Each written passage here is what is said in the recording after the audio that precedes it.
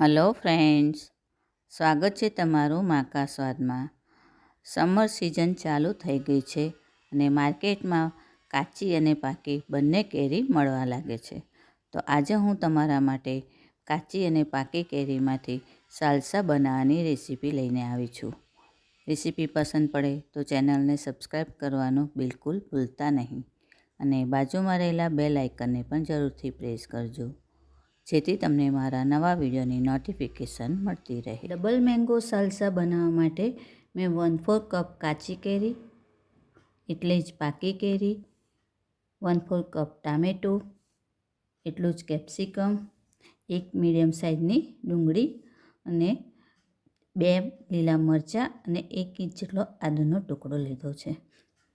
હવે આ બધી જ વસ્તુ ટામેટાં, કેપ્સિકમ, ડુંગળી અને આદુ મરચાં આપણે ચોપરમાં સાથે જ ચોપ કરી લેવાના છે। કેરીને મેં ઝીણી ઝીણી સમારી લીધી છે।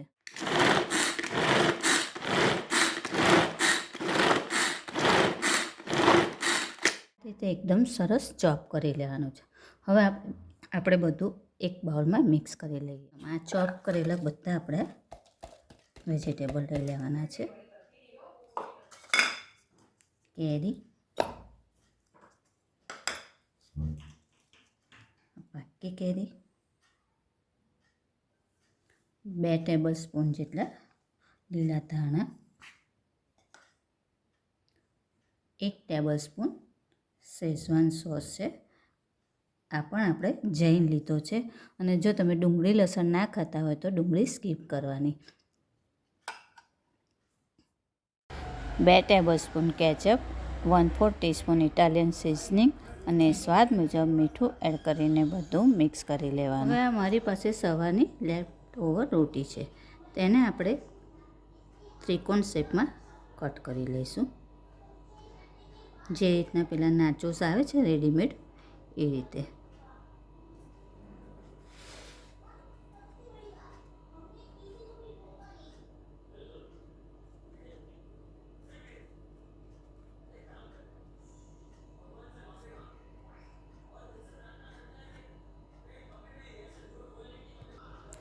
આ રીતે આપણે કટ કરી લેવા છે અને હવે આને આપણે લોઢી પર શેકી લઈશું અથવા એને તળી પણ શકાય જો તળવા હોય તો આને હવે આપણે શેકી લઈએ।